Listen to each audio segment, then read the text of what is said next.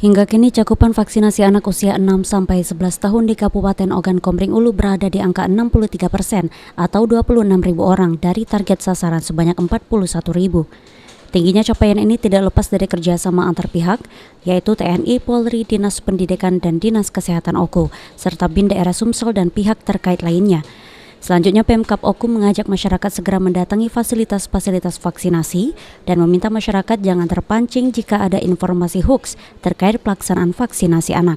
Untuk anak-anak itu juga kita patut bersyukur di mana kegiatan ini Dinas Kesehatan langsung turun dan Dinas yang bersangkutan langsung turun maupun dari Polres langsung turun, Kodim langsung turun.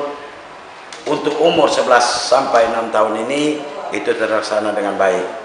Yaitu sekarang sudah 63%, 63,82%. Itu kemarin, barangkali ini bertambah juga.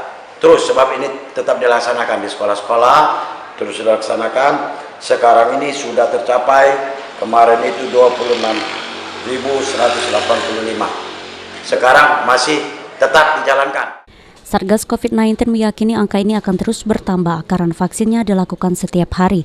Pihaknya optimis target vaksinasi terhadap 41.000 anak-anak atau pelajar bisa tercapai 100%. Ari Pranika, PAL TV.